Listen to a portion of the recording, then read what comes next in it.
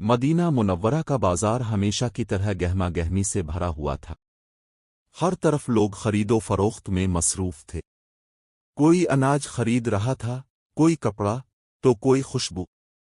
اس شور و غوغا کے بیچ ایک نوجوان تاجر سعید بن حارث بھی اپنی دکان پر بیٹھا ہوا تھا۔ وہ شکل و صورت سے شریف اور نمازی معلوم ہوتا تھا، مگر دل کے کسی کونے میں ایک کمزوری چھپی ہوئی تھی، ناپ تول میں تھوڑی سی کمی۔ سعید کے پاس ایک ترازو تھا جس کے پلوں میں ذرا سا فرق تھا۔ بظاہر کسی کو محسوس نہیں ہوتا، مگر اس معمولی فرق سے روزانہ اس کے نفع میں اضافہ ہو جاتا۔ وہ دل میں سوچتا، یہ تو ایک معمولی سی چال ہے، سب ہی ایسا کرتے ہیں، میں کیوں پیچھے رہوں؟ یوں وہ ہر روز تھوڑا تھوڑا ناجائز منافع کماتا اور دکانداروں میں کامیاب سمجھا جاتا۔ اس کی دکان پر گاہکوں کی بھیڑ رہتی اور لوگ اسے ایک کامیاب تاجر کے طور پر جاننے لگے۔ مگر سعید کے دل میں کہیں نہ کہیں ایک خلش ضرور تھی۔ جب کبھی مسجد میں امام صاحب قرآن کی یہ آیت تلاوت کرتے، ناپ تول میں کمی کرنے والوں کے لیے ہلاکت ہے۔ جب دوسروں سے ناپ لیتے ہیں تو پورا لیتے ہیں، اور جب دیتے ہیں تو کم دیتے ہیں، اس کا دل کانپ جاتا، مگر پھر شیطان اس کے کان میں کہتا، اللہ غفور الرحیم ہے، اتنی سی بات پر عذاب نہیں آئے گا۔ ایک دن مدینہ میں قحط کا سا عالم پیدا ہوا۔ گندم اور جو کی قیمتیں بڑھ گئیں۔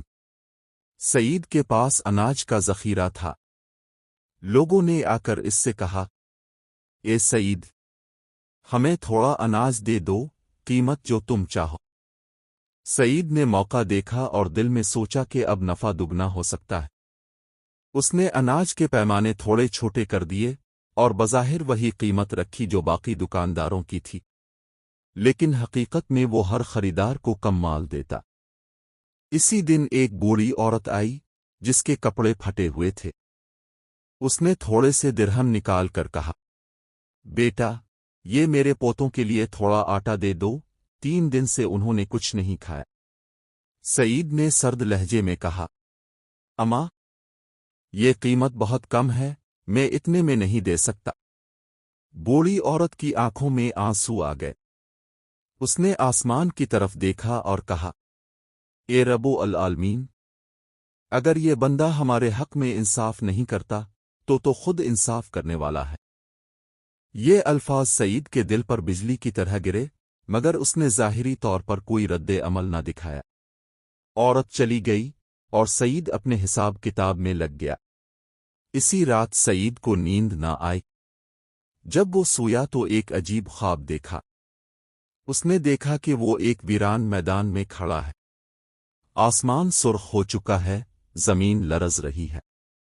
اس کے سامنے ایک بڑا ترازو ہے جس کے ایک پلے میں سونے چاندی کے سکے ہیں اور دوسرے پلے میں گندم کے دانے۔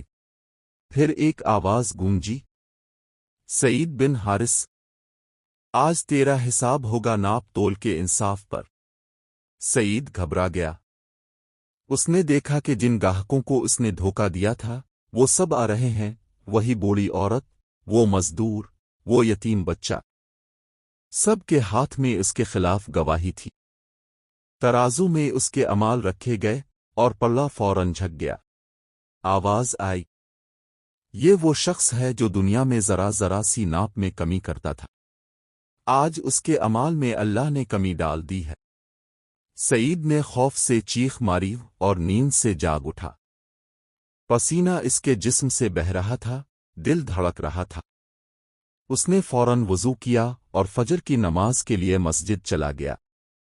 نماز کے بعد وہ امام صاحب کے پاس گیا اور کہا، حضرت، میں نے ایک خوفناک خواب دیکھا ہے۔ میں ناپ تول میں کمی کیا کرتا تھا، مگر اب میں توبہ کرنا چاہتا ہوں۔ امام صاحب نے نرمی سے کہا، بیٹا، اللہ کی رحمت بہت وسیع ہے، اگر توبہ سچی ہو تو اللہ سب کچھ معاف کر دیتا ہے۔ قرآن میں آیا ہے، اگر تم توبہ کرو تو تمہارے لیے تمہارا اصل مال ہے، نہ تم ظلم کرو نہ تم پر ظلم کیا جائے۔ سعید کی آنکھوں سے آنسو بہہ نکلے۔ اس نے کہا، میں اپنی دکان کا ترازو درست کروں گا، جن لوگوں کو دھوکہ دیا ہے ان کے نقصان کی تلافی بھی کروں گا۔ چنانچہ وہ بازار گیا، سب کے سامنے ترازو توڑا اور نیا درست ترازو خریدا۔ پھر ایک ایک گاہک کو ڈھونڈنے لگا جنہیں اس نے کم مال دیا تھا۔ کئی لوگ حیران رہ گئے کہ وہ اپنا نقصان واپس لے رہے ہیں۔ اس دن سے سعید کی دکان پر ایک نیا چراغ جلنے لگا، ایمانداری کا چراغ۔ کچھ مہینے گزر گئے، سعید کے کاروبار میں برکت ہونے لگی۔ پہلے جو نفع دھوکے سے حاصل کرتا تھا، اب اللہ نے ایمانداری کے سبب اس سے کہیں زیادہ عطا فرمایا۔ گاہک دور دور سے آنے لگے کیونکہ سب جانتے تھے کہ اس سعید ناپ تول میں کبھی دھوکہ نہیں دیتا۔ ایک دن وہی بوڑھی عورت دوبارہ آئی۔ اس نے مسکرا کر کہا، بیٹا، اب تمہارا چہرہ نورانی لگتا ہے۔ سعید نے عاجزی سے کہا، اماں، اب کی بددعا نے میری آنکھیں کھول دیں، اب میں کبھی کسی کو دھوکہ نہیں دوں گا۔ عورت نے ہاتھ اٹھا کر دعا دی، اللہ تمہارے رزق میں برکت دے، تمہیں دنیا و آخرت میں کامیاب کرے۔ کچھ عرصے بعد سعید نے اپنی دکان کے اوپر ایک تختی لگوائی جس پر لکھا تھا، ناپ تول میں کمی کرنے والا خود اپنے نصیب کو گھٹا لیتا ہے۔ لوگ اس جملے کو پڑھتے اور سوچ میں پڑ جاتے۔ بازار کے دیگر دکانداروں نے بھی اس کے نقش قدم پر چلنا شروع کیا۔ مدینہ کا بازار ایمانداری کی مثال بن گیا۔ سعید اکثر نوجوان تاجروں کو نصیحت کرتا، بیٹو، تجارت میں نفع صرف مال بڑھانے کا نام نہیں، اصل نفع وہ ہے جو اللہ کی رضا میں ہو۔ اگر ناپ تول میں ذرا سی کمی کی تو یاد رکھو اس کا نقصان صرف مال میں نہیں بلکہ ایمان میں بھی ہوتا ہے۔ پھر وہ قرآن کی وہی آیت پڑھتا جس نے کبھی اس کا دل ہلا دیا تھا۔ یہ آیت صرف تاجر کے لیے نہیں بلکہ ہر اس شخص کے لیے ہے جو کسی بھی معاملے میں انصاف سے کمی کرتا ہے۔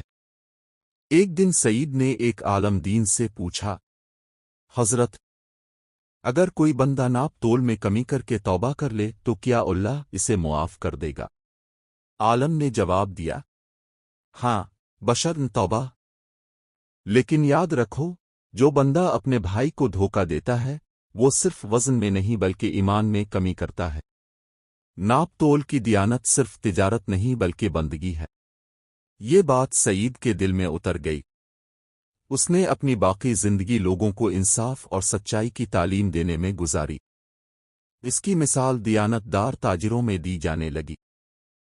یہ واقعہ ہمیں یہ سکھاتا ہے کہ ناپ تول میں کمی صرف مالی گناہ نہیں بلکہ روحانی جرم ہے۔ اللہ تعالیٰ نے قرآن میں بار بار انصاف پر زور دیا ہے اور ناپ تول میں کمی کو عذاب کا سبب بتایا ہے۔ حضرت شعیب علیہ السلام نے اپنی قوم سے فرمایا تھا، ناپ تول پورا کرو اور لوگوں کی چیزوں میں کمی نہ کرو۔ لیکن جب ان کی قوم نے بات نہ مانی تو اللہ کا عذاب ان پر نازل ہوا۔ اسی لیے جو شخص ناپ تول میں انصاف کرتا ہے وہ صرف دوسروں کا حق نہیں بلکہ اپنے ایمان کی حفاظت کرتا ہے۔ اللہ تعالیٰ فرماتا ہے، انصاف کے ساتھ وزن پورا کرو اور ترازو میں کمی نہ کرو۔ نتیجہ، ناپ تول کا اصول صرف دکان تک محدود نہیں بلکہ زندگی کے ہر پہلو میں ہے۔ جب ہم کسی کے ساتھ انصاف کرتے ہیں، باتوں میں، وعدوں میں، لین دین میں، تب ہم دراصل اللہ کے حکم کو پورا کر رہے ہوتے ہیں۔